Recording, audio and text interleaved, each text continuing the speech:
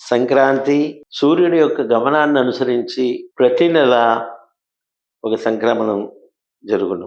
అందులో దక్షిణాయన పుణ్యకాలం, ఉత్తరాయణ పుణ్యకాలం అని 2 పుణ్యకాలములు మకర, కర్కాటక సంక్రమణములుగా అది చెప్తారు. ఈ మకర సంక్రమణ పుణ్యకాలం సంక్రాంతి అని మనకి పాడి, పంట ఇవన్నీ చేతికి అందొచ్చిన సమయం. పంటలు అందొచ్చినటువంటి ఆ ధాన్యములన్నీ పోగు చేసి వాటిని మన యొక్క పరిశ్రమకి ఫలితంగా వచ్చేటువంటి వాటినన్నిటిని పోగు చేసి వాటిలో దైవత్వాన్ని, దివ్యత్వాన్ని చూసి మనకి పరిసరాల్లో మనకి చక్కగా ఒకప్పుడు గంగిరెద్దుతో కొంతమంది వచ్చేవారు.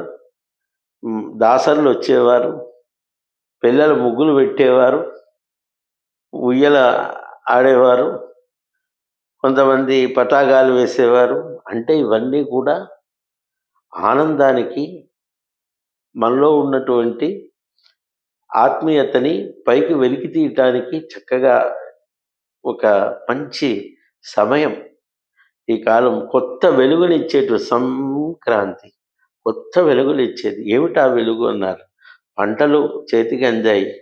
వచ్చిన పంటల్ని చక్కగా పేర్చి తోటివారైనటువంటి వారు వచ్చినప్పుడు వాళ్ళకి పిడికిడి ధాన్యమో ఏదో ఇచ్చి పరస్పర మైత్రీ భావాన్ని కలిగి ఉండుట. ఈరోజు సమాజంలో ఆ మైత్రి అన్నది చాలా లోపిస్తున్నది. భగవద్గీతతో సహా మైత్రీ భావం కలిగి ఉండు, కరుణ కలిగి ఉండు,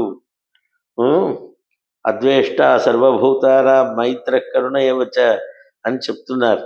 లలితా సహస్రనామంలో కూడా మైత్ర్యాది వాసనాలభ్య అంటే ఆ మైత్రి చాలా నిగూఢంగా చెప్పే మైత్రి.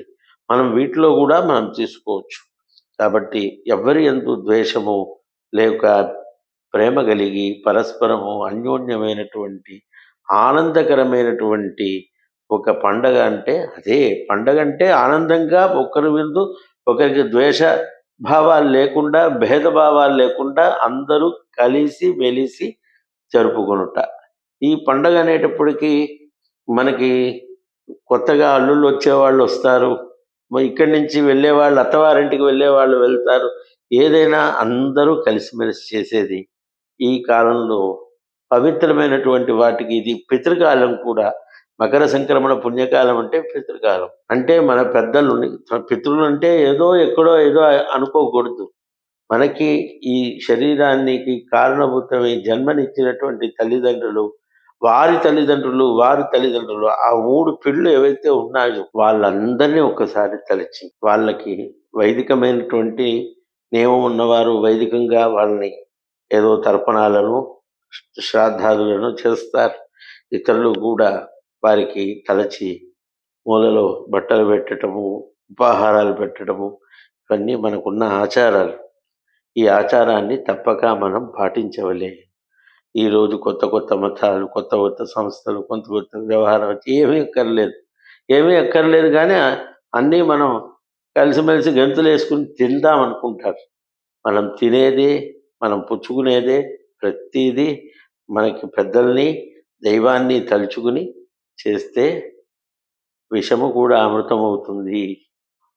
మనం ఈరోజు పండే పంట అన్నీ కూడా వచ్చింది 10 మందికి పెట్టి తింటే అది తినడం మనకు సార్థకత కలుగుతుంది. కాబట్టి సంక్రాంతి అన్నది దాన ధర్మాతులకి అన్నిటికీ కలిసి వచ్చేది. ఈ సంక్రమణ పుణ్యకాలంలో ఎస్టీవీ ప్రేక్షకులకి మన ఆత్మీయమైనటువంటి ఆంధ్ర దేశీయులందరికీ కూడా మా నారాయణ స్మరణపూర్వక ఆశీస్సులతో సంక్రాంతి శుభాకాంక్షలు.